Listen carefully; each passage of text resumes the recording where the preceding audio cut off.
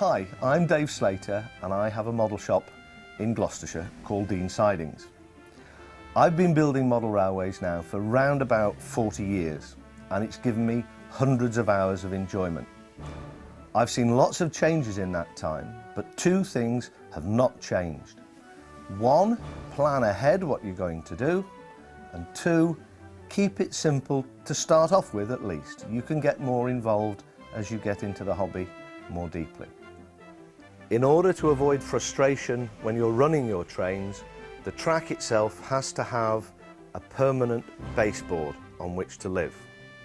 This doesn't have to be in a fixed position in the house, but where you're going to keep it is very critical. It can live on top of the billiard table, if you're lucky enough to have one of those. It can live under the bed on the floor. That's up to you. When you've decided where you're going to keep this baseboard, then you need to have a look, having decided how much space you've got, on which scale you're going to use for your model railway. The most popular by far is known as 00. The major manufacturers here provide a large range of British outline locomotives and rolling stock for you to run.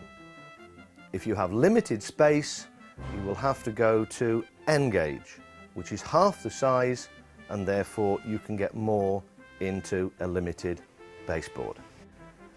Having decided how much space we can devote to the layout and therefore what scale we're going to model in, the next stage before you actually build the baseboard is to decide on the track plan. There are lots and lots of ways of helping yourself to do this, mostly old magazines or one or two books that have been published by all the different manufacturers. Go to your local model shop and they should be able to help you with these sort of materials. You don't have to follow them slavishly. Pick the bits that you like and mix them into the track plan that you want to build. Then draw a semi-scale drawing just to give you the idea of where the bits are going to go on your baseboard. One of the advantages of having a kitchen like mine with a quarry tile floor is that I can make a mess and clean up very easily. So now we're off to the kitchen to build the layout baseboard in comfort. We've decided where we're going to keep the layout. Now we've got to do the first of two very important jobs. We've got to make a baseboard, a firm, flat baseboard to keep the layout on. If we get to the second stage of the important jobs, which is the track laying, and the baseboard isn't firm and flat, then we're going to waste an awful lot of time and the trains aren't going to run properly. The best material by far to make a baseboard top is a material called Sun Dealer. This was originally designed for notice boards and it's ideal for accepting small pins, large pins, small screws, all those sort of things that we're going to need to assemble the bits and pieces later on. Unfortunately, it's not rigid enough to support itself, so it does have to go on a hardwood frame. This is best made out of what used to be called 2x1, what is now 20 millimeters by 45 millimeters.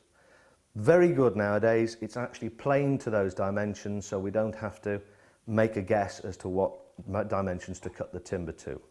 We're going to use two types of joint. The basic joint is called a butt joint. This is where the two pieces of timber are quite literally pushed against each other and then drilled through from this side to hold them together. The second type of joint, which you need in the middle of a framework, as you'll see later on, is what's called a half lap joint. I've just cut some timber. I'll show you how that works. Each piece of timber has a cutout like so in it, and the two pieces go together like so. Not as difficult as it looks, so long as you're careful. To make this sort of joint, two basic tools are needed. One a tri-square, the other a depth gauge. Both of these I picked up at a car boot sale for 50p, so you don't have to spend a lot of money. If you can't pick them up from a car boot sale or something like that, then the local ironmongers or hardware or do-it-yourself shop will have them. What we have to do, we have to mark the timber with a series of lines like so to guide where we're going to do the cutting out. Now, it's no good actually just drawing it freehand like that. This is where the tools come in. If the cuts are square, the joints are square.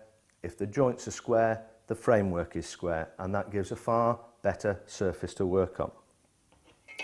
We use the tri-square here to mark the lines that are at right angles to the edge of the timber, like so. And then we use the depth gauge to make a line parallel to the edge to show us where to actually stop making our saw cuts. You just drag it down the timber like that, and there is a groove that tells you where to stop cutting. I'm going to use a preset saw that helps me make the cuts square and parallel to each other. It isn't essential. If you want to use one, you don't have to buy it. Your local tool hire centre will be able to rent you one for the day, and they're not very expensive.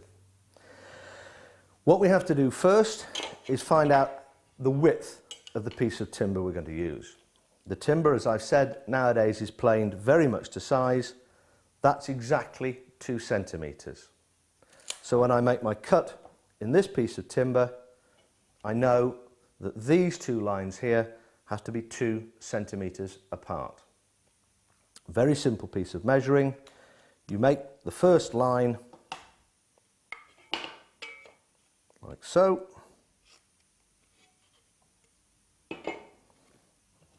Measure 2 centimetres from it.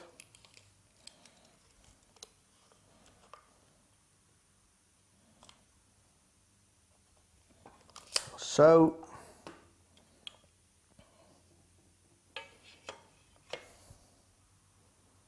And mark the vertical. These lines will help me make this cut. The square cut saw, the preset saw, should go down those lines, but it's always best to have 2 guides, if you like. My woodwork teacher many years ago told me a very useful rule: measure twice, cut once, and waste out. Follow those rules and you should be okay. The second part of the joint then is to work out the depth that we're going to cut to. About halfway down the timber is as good as anything. It's not important that you get it exactly halfway. What is important is that you have a consistent depth, because otherwise the 2 pieces of timber won't fit together properly. This is where the depth gauge comes in. I'm going to set this at 2 centimetres, 20 millimetres, so I cut in 20 millimetres and I've got 25 left on my piece of timber.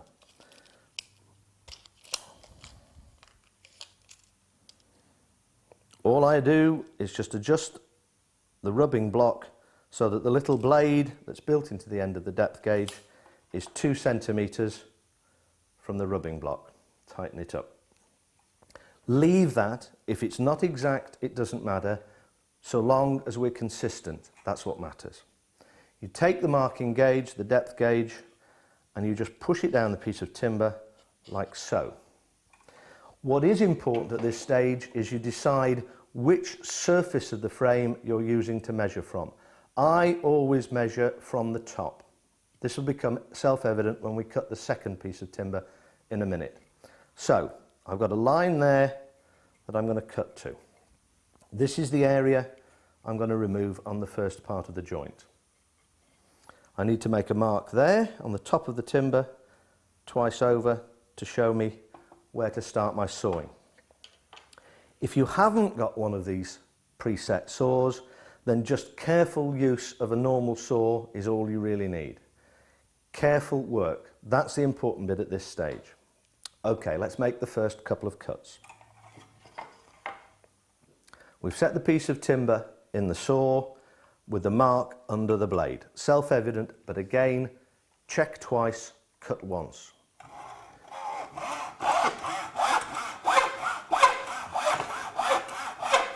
Don't forget to check at regular intervals that you haven't reached the depth of cut mark. That's the first cut made. Now the second cut.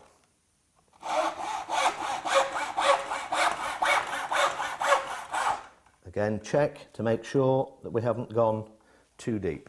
Okay, that piece of timber's fine. Now we've got to remove the piece of wood. For this, we need to use a chisel, preferably one that's about the same width as the distance between the two cuts.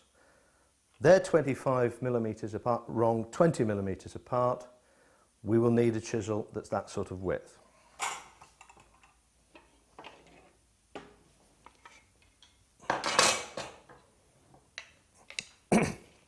Okay, don't be greedy. Don't try and take out that piece of wood in one go. It won't work. Take about a half of it out, like so. Then take about a half again, like so. And then, because we've actually used a blade to mark where the final cut is, the chisel blade will fit in the groove in the wood. Easier than trying to adjust it just to a pencil line. Again, just a couple of taps, right the way down, take out the loose piece, and there's the first of our cuts. Mark the face that you actually use for datum. This is going to be the top surface of my frame, so that if the timbers are slightly different sizes, the top surface will be flush for the baseboard top to sit on. Okay, I'm now going to make the complementary cut in the other piece of timber. Exactly the same again to start off with. We decide where we're going to make the cut.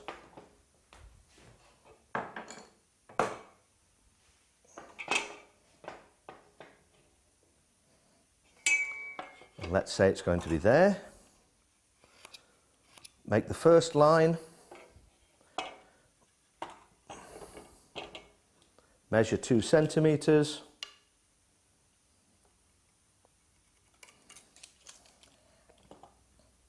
And draw the second line.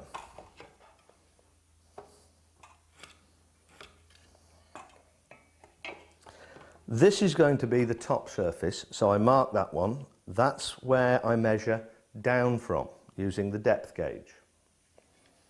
Again, just draw it down the piece of timber, and then follow it through with a pencil. The difference here is that it's not the top piece of timber we're removing, it's the bottom piece, so the two fit together. Hatch it so that you remember which piece is going to be cut out. Same procedure as before then. We mark a little mark there and there in order to tell us where to make the saw cuts,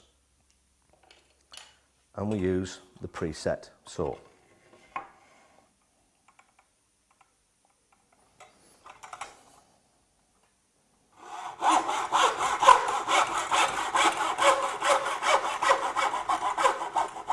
That's the first cut, and now the second.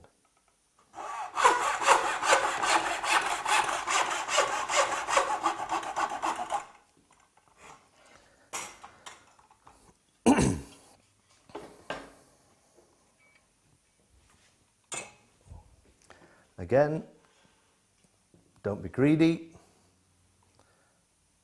Half the timber, half again, and then into the groove made by the depth gauge, and follow that straight down. A little bit out there. If everything has been cut square and tidy, when we put the two pieces of timber together, they should slot together like that, and the two marked surfaces are flush.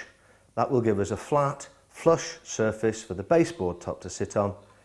The bottom of the joint isn't as important, obviously. We're now in a position where we can go ahead and design our framework and our baseboard itself. This is the layout that I'm making the baseboard for. This is what it may well look like in 6 months' time when the customer's been able to put buildings and trees and hills and so forth on it. As you can see, there's a hole in the middle of the baseboard where the owner will stand to operate the layout. This line round here is the maximum size of space we have available. What I've now got to do is decide exactly where my timbers are going to go. To help me do this, I've drawn this plan. It isn't to scale, it is simply to show me where the timbers are going to be and help me decide how long each piece has to be cut. Butt joints are going to be here and here and here. The lap joints will be there and a similar position over here on the other side. Planning over, now I can start assembling the framework. Here are two pieces I cut earlier. As you can see, I've made the cutouts for the half lap joints, but I've also drilled holes here and here in order to thread the wires through so they're nice and tidy and out of the way when I'm moving the baseboard around. This particular baseboard needs 4 lap joints and 28 butt joints. You don't want to watch me making all those, so I've made a kit of parts. I'm going to put those together now. This is for a customer of mine, so it will have to be dismantled later on. Normally, therefore, all the joints would be glued with a normal white PVA glue, woodworking glue. I'm not going to do that because, as I said, I need to dismantle it. Right, stand back and watch. First we take the two inner members, the ones that form the outside of the operating well.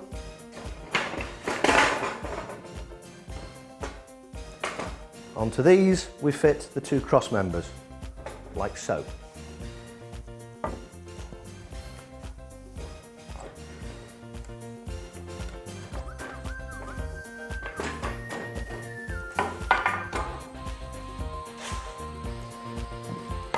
Again, for convenience, I'm using a powered drill, screwdriver rather.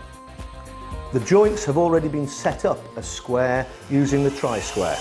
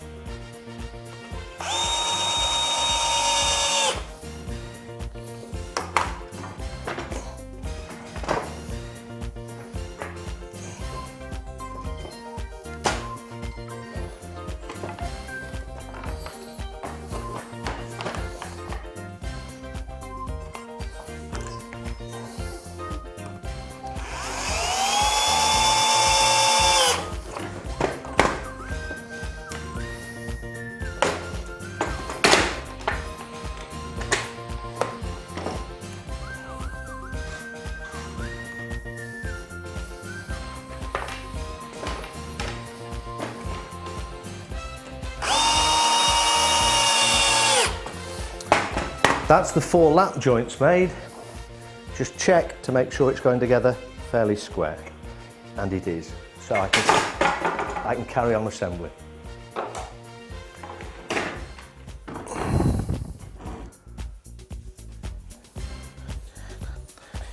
The 2 end pieces now.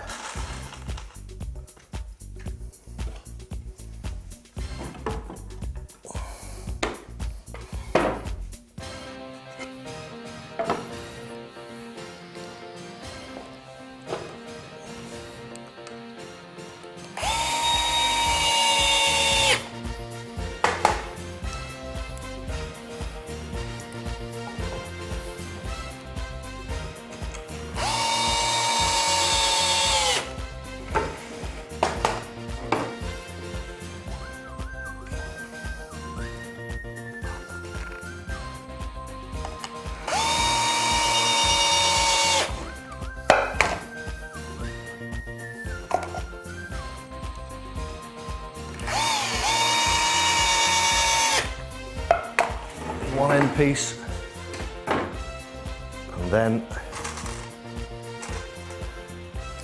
the other. Just making sure my joints are coming together in the right order.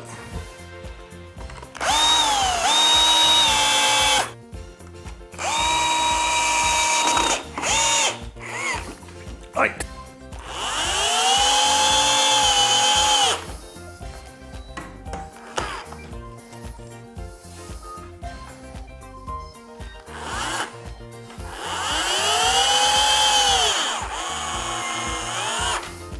And now we can put the two short cross pieces in there.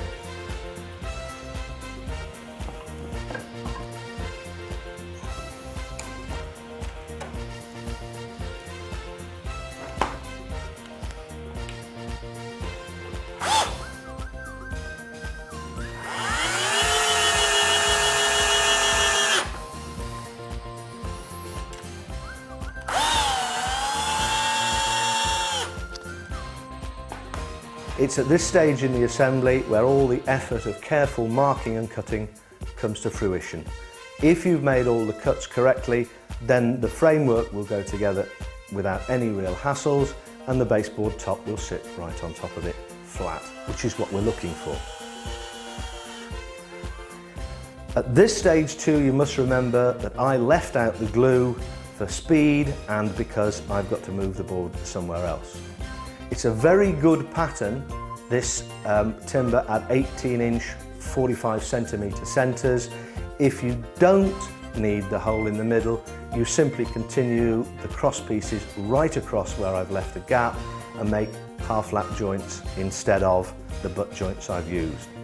To have the hole in the middle of the baseboard, I find a very good idea for young children because it allows them to reach all of the parts of the baseboard without having to walk all the way around if something goes wrong. And there we have the basic framework finished. Each of these pieces is spaced at about 45cm apart. Again, it depends on the size of the board we're building. Sundealer will take spacings up to about 50cm unsupported.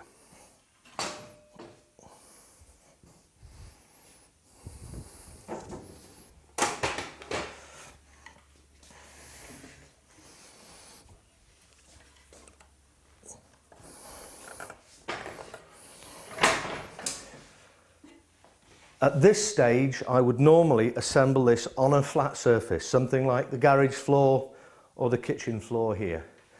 I'm putting it up here so you can see the final stages.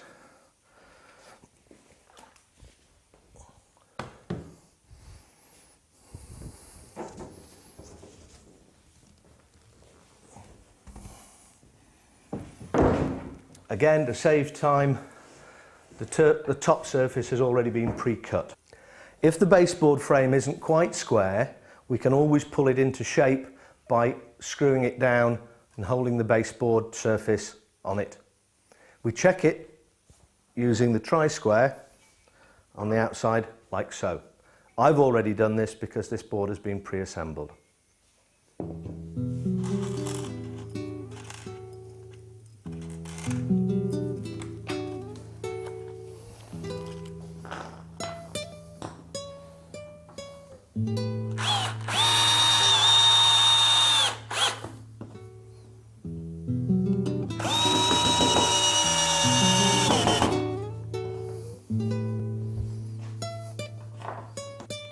The screws I'm using are just normal woodwork screws, spaced at about 40cm apart. Another method would be just to pin the work surface down.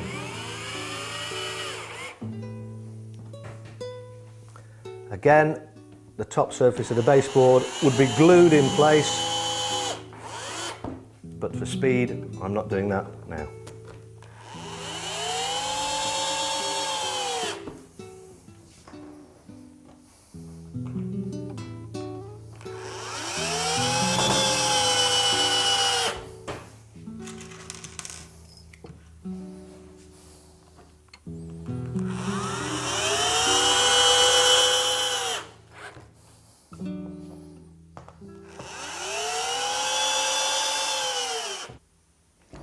Now we've got our firm, flat surface on which to lay the track. This is the plan that I started with. As you can see, the small station will go over that side, the larger station this side.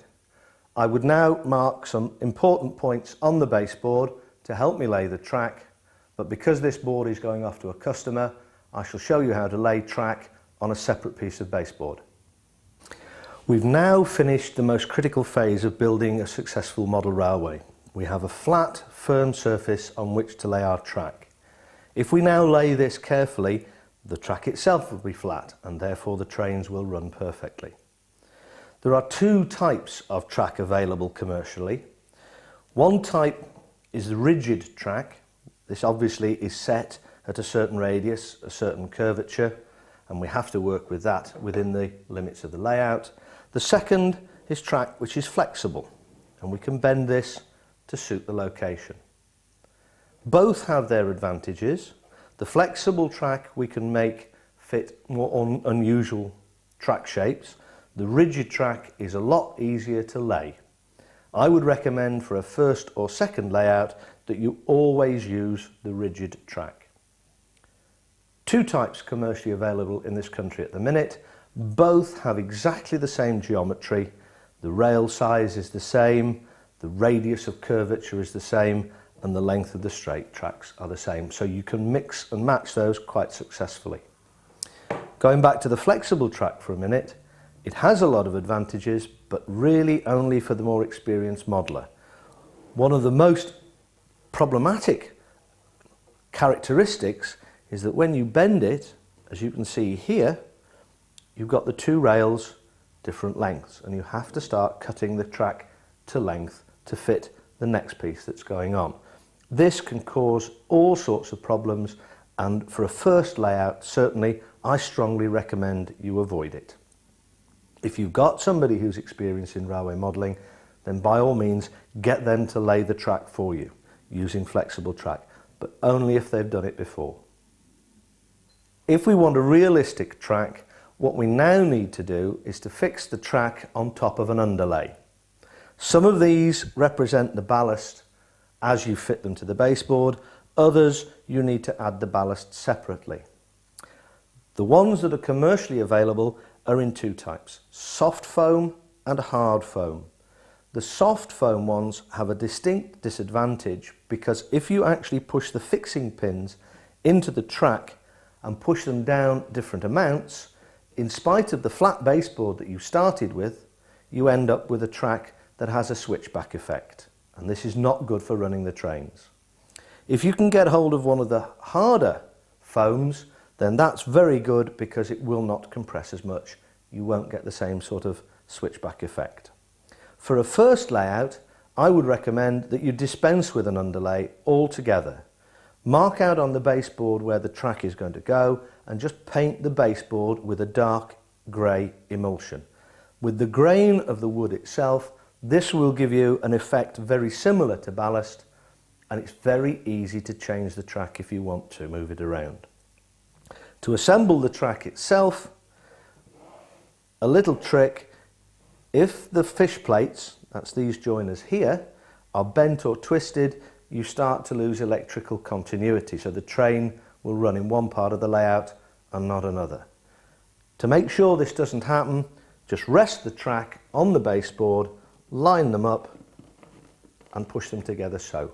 You have a smooth surface on the top of the track then, with no bending of these critical fish plates. Rigid track can come in straight sections or curved sections with several different radii, so you can put circles of track inside each other. You can also get a variety of point work. These are two commercially available points, or one rather is a point, one is a diamond crossing. They go together in exactly the same way as the sectional track. Lay them on the baseboard, push them together, and there you have a smooth surface again for the trains to run over. Another of the advantages of the rigid track work is that it has pre-drilled holes at regular intervals to help you pin the track onto the board. You don't have to use each of these holes, Every other hole is quite suitable to fix the track onto the baseboard. Place the pin in the hole, push it in slightly, and then with the tips of the pliers, press all the way in. Take another pin,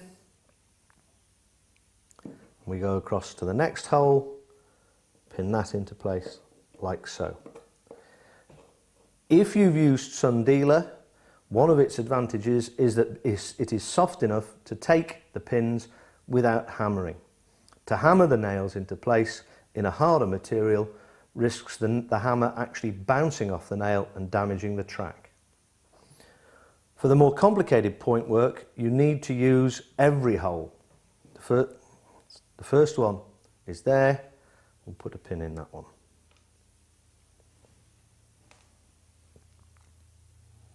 Again, hold it in position. You should be working to pre-marked lines on the baseboard, into place, and just press it in. Next one is there, into place, press it in, and so we work our way through the whole of this track formation using every hole on the complicated track work, like so.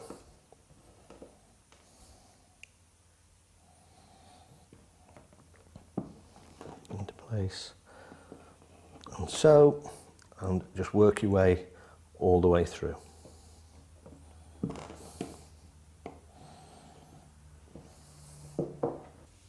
If you're using flexible track work, then you have to use a far finer pin and push it through the sleeper itself, like so. Again, the Sundealer will accept these fine pins if you just push them into place instead of hammering them.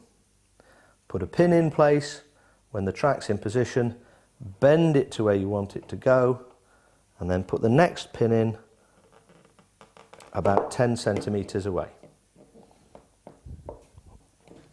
That's another of the disadvantages. The pins are fairly bendable and you end up bending every third one. I've been building layouts for several years now, and as you can see, even I end up bending pins from time to time. If it's your first or second layout, I know that the flexible track is a lot more economical, but in terms of satisfaction and proper running, the rigid track is far, far better. We've got to the stage now, I hope, where the trains are running perfectly on a well-laid track. No more frustrations. You can get into your own creative cycle. We're going to do next the bit I like most in model railways, and that's building the scenery. What we have here is the basis of a hillside. This is a very permanent solution to a problem that you can overcome just very cheaply and very quickly using cardboard boxes, torn up strips of newspaper and wallpaper paste. The basic idea is still the same. I've got pieces of Sundealer, just pieces of scrap cut to shape to give me the hills. I'm going to lay on top of it some fine chicken wire to give me the shape of the hill itself, and then on top of that I'm going to use some plaster impregnated bandage. The board at the back here does two things. One, it protects the scenery from me as I lean over, and two, if I'm the other side of it looking in the direction of the camera, I can use this to paint it blue or put pieces of blue paper on it. You can buy sky type paper. That will give you the impression of the sky behind the hills, and then with your layout, your track in the front here. So remember, this is a permanent solution to what can be a very simple job. Chicken wire, roughly cut to shape. I might need to trim that off in reality if my track is fairly close. If I want some lumps and bumps, just make them from the chicken wire like so. Do your own thing here. If you want to be fairly realistic, or you've got some particular model site in mind, then look at photos. If not, just look out of the window and see how fields and so forth bend and twist.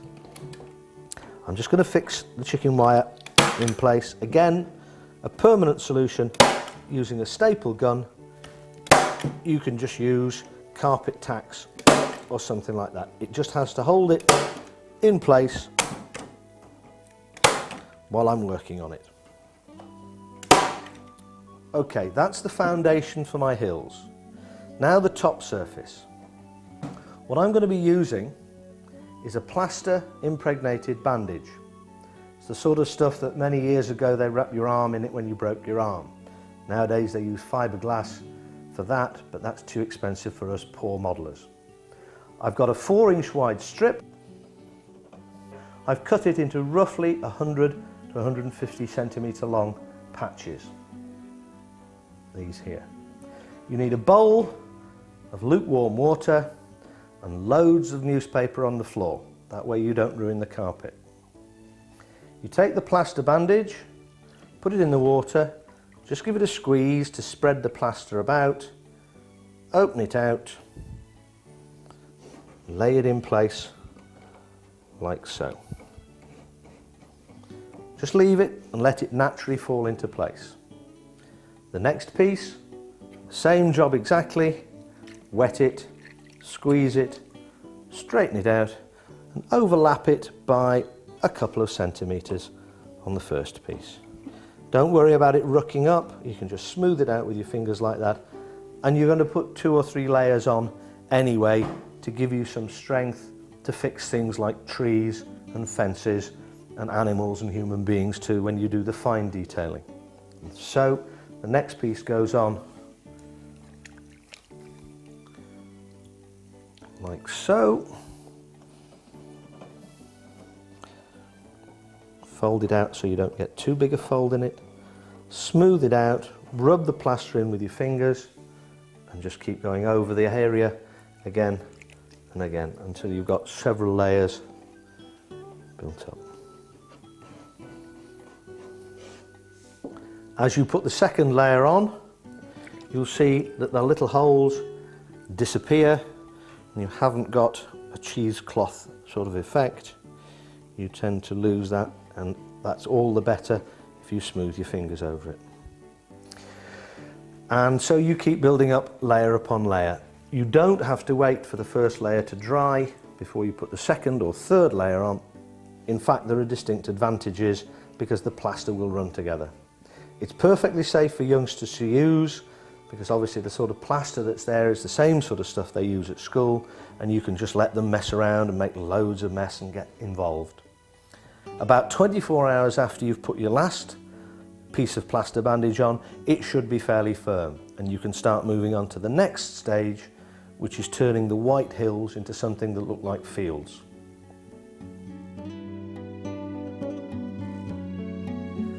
The plaster bandage has been left to set for 24 hours. What I then did was painted it with a coat of woodworking glue, white PVA, mixed with water. Roughly 4 parts of water to 1 part of glue is a perfect mixture. That was then left for a further 24 hours to dry, and that's left us with this firm, hard surface that we can continue to work with. What I'm now going to do is paint it with another layer of the same water and glue mixture and then add the texture. What this is a minced foam, quite literally. It's available in a huge range of colours. What you use is what you want to use. Unfortunately, green especially is one of those colours where everybody's got a different idea of what a field looks like. What I'm going to do then is I'm going to paint the surface with the glue. As I said, you do the small details first. So if you want a path, and I'm going to create a path across this hillside, that's what you sprinkle first, because it will then get covered up with the larger areas. So here we go.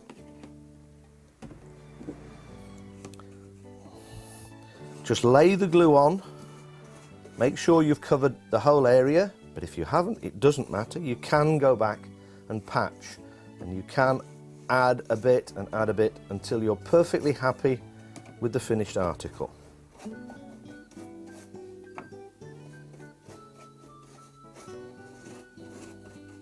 Right, nice layer of glue and water. First, my path.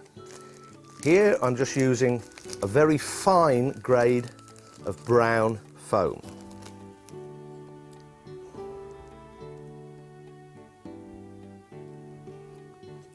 And so we create a fine line of brown foam along where we intend the path to be.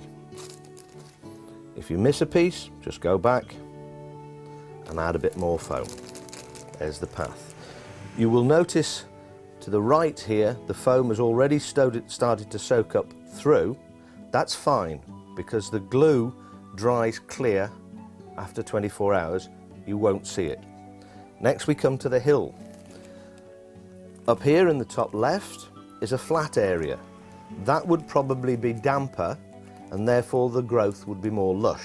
So I'm going to use a slightly darker shade of green here.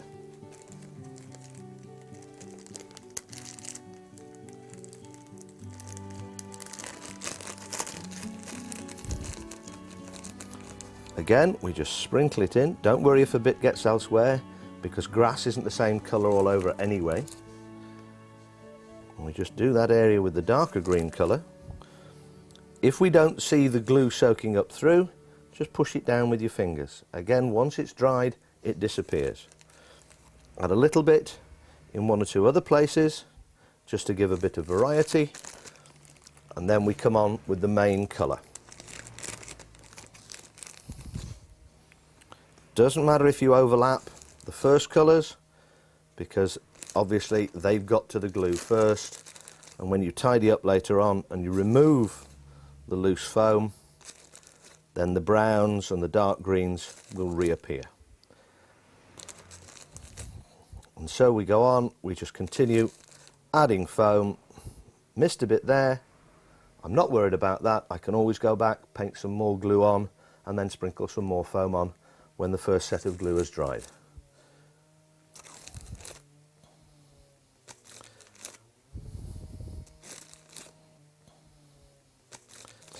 The difference between this and sawdust is that this is dyed with a paint that doesn't fade. Sawdust, which is what used to be used years ago, tends to fade, and after a couple of years your layout is all wood coloured. Now we've created the plain surfaces that are going to be the fields and so forth, we can start creating the three-dimensional effect. I would obviously patch in the pieces that have gone blank by just going back with glue and foam again.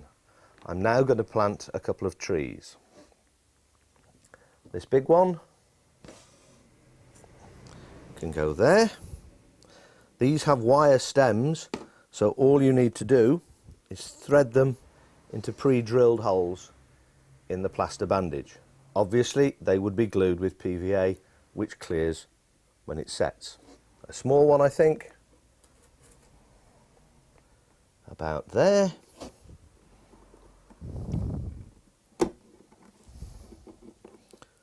And then to finish the effect, along the edge of the path, some hedgerow. This I would glue in place with normal PVA. I wouldn't water it down, and I would just hold it in position with these modelling pins. There, and so on, all the way along the layout. Because this is a very messy process, we need to do the scenery before we actually fix the track in place. I've removed the track from this baseboard. When I finish the scenery, I can clean up the loose foam, and then I can put the track back where I'd already painted the baseboard grey to represent the ballast. Now we're in the position we can actually go and have a look to see what we can run on the layout. Your body. Your body. Your body. Your body. Your body. Your body. Your body. This is where the layout takes on your character. We talked earlier in the video about the different scales that are readily available. You can see here just some of the locomotives that are available from the major manufacturers. In British outline, you can easily get hold of modern image locomotives or steam era. You don't have to stay with British outline, you can buy equipment that will represent continental or American locomotives. The character of the layout can be further enhanced by choosing the buildings that you use. Here is an example of a pre-coloured plastic kit. Very easy just to glue together, all the major colours are represented. Or if you fancy something a little bit more difficult and a bit more personal, you can turn a cardboard kit like this into a building like that. It does take a bit longer, but in the end, far more satisfying. If you choose to mix and match and just run locomotives that you like, not picking a particular time era or geographical location, that's up to you. Remember, the layout is yours. You can do what you want with it.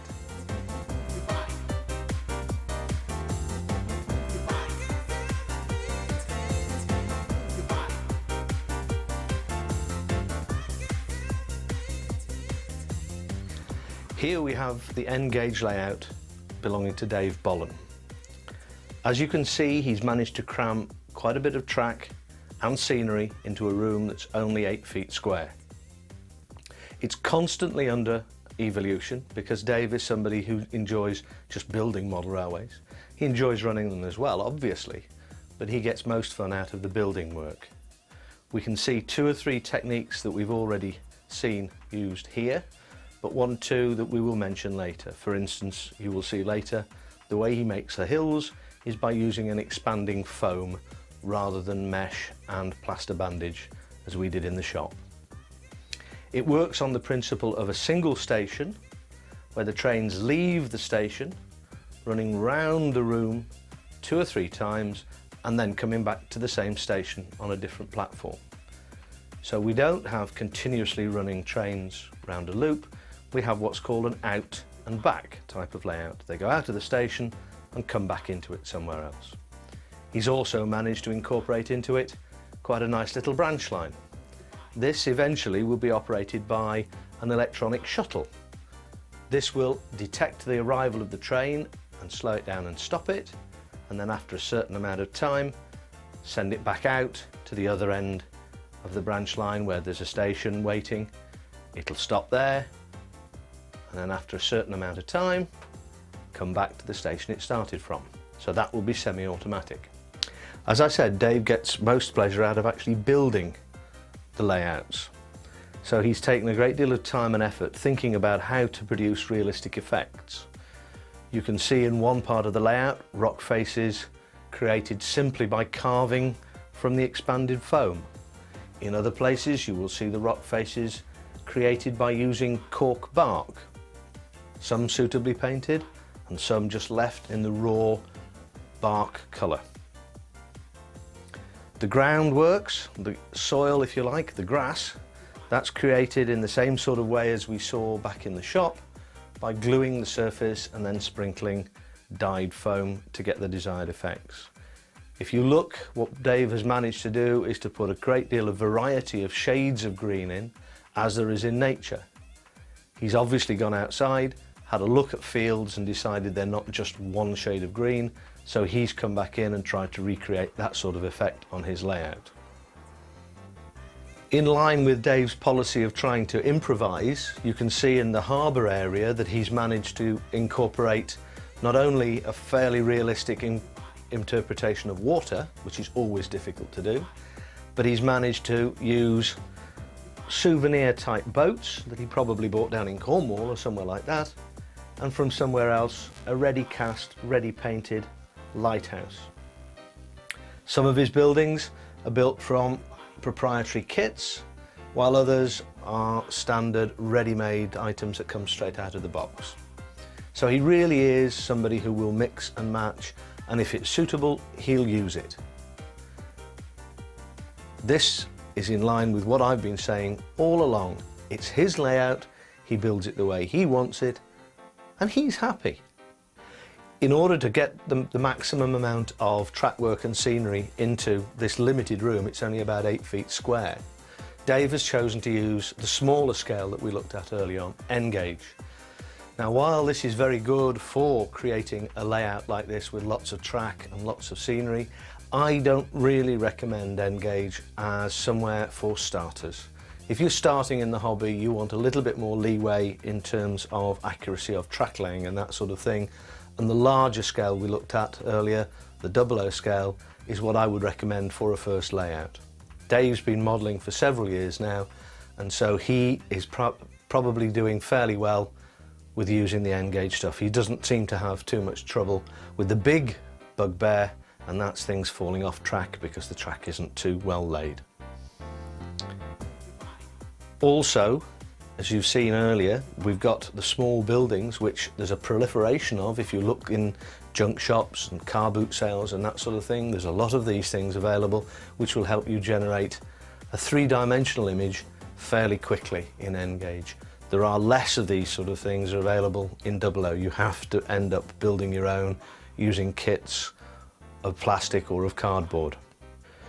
Dave's original baseboard is now incorporated in this layout. You can see the corner of it there, going back over there underneath those two tracks, comes this way here, and now he's developed all the scenery in this area, the joint is completely hidden.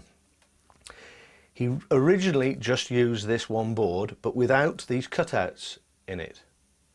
The one I'm standing in is going to be the site of a village, and the other one to my left is going to be boxed in so that will be a lift out tray.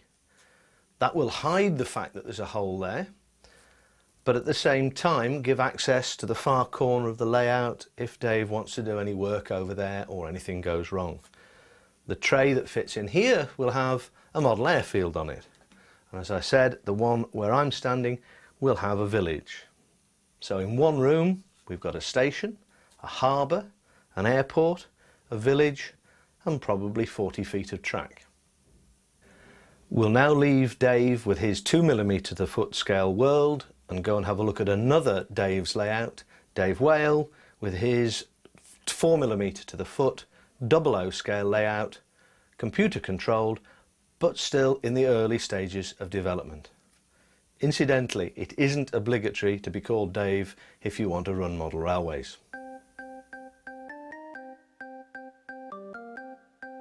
Check it out now. Can you feel the vibe?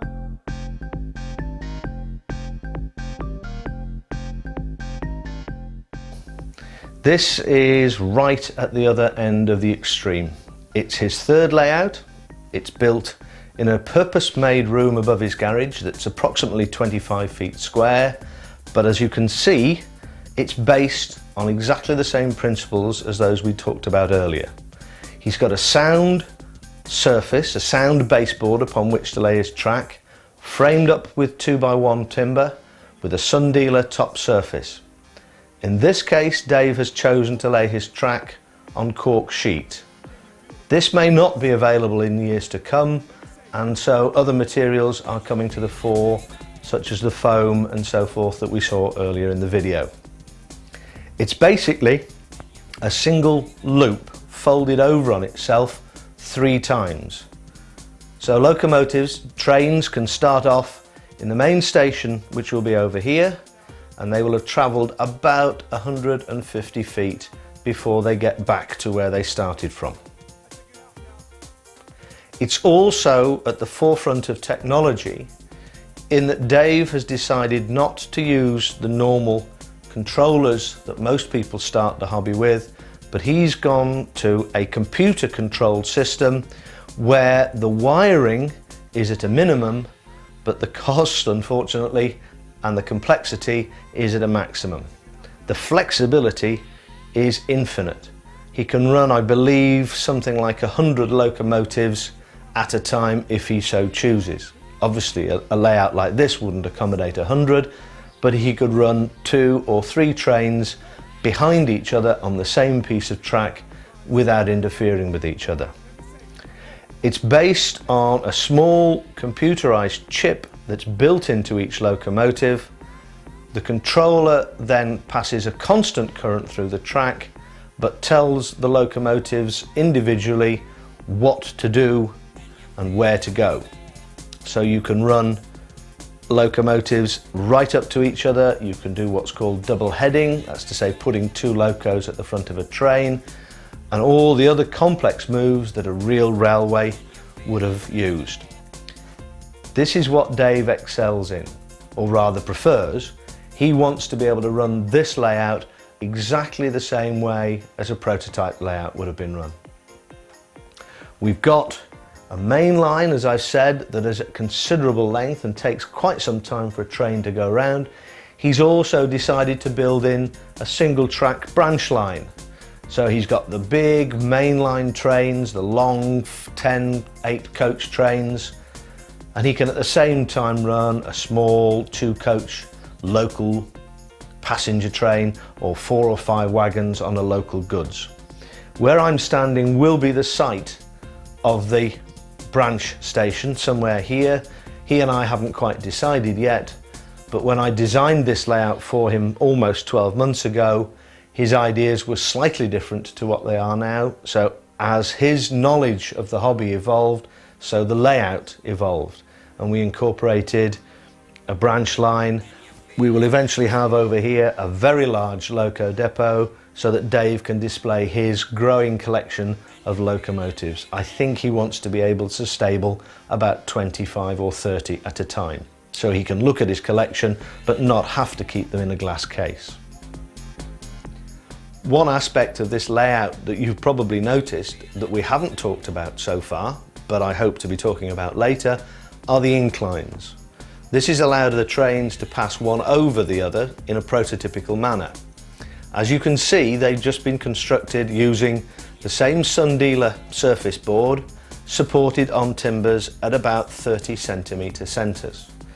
Quite obviously, with a layout of this size, Dave has been able to make these as shallow as he possibly can, and therefore he will be able to drive fairly large trains over them.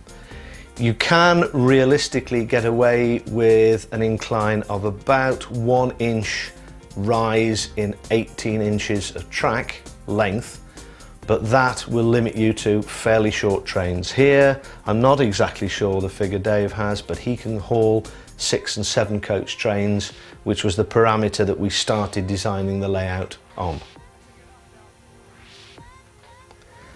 This layout has got to be everybody's dream, I would have thought. It's going to be fully scenic over the next 12 months and be turned into a copy of a beautiful piece of English countryside. That's what Dave wants. I have another colleague who's perfectly happy watching trains run past each other. He's got a platform there to indicate where the station would be, and not even any trees. Remember what I said earlier, the layout is yours. You do with it as you want, where you want, and when you want. So if you've ever fancied doing model railways, now's the chance. Let's make this a millennium for modellers.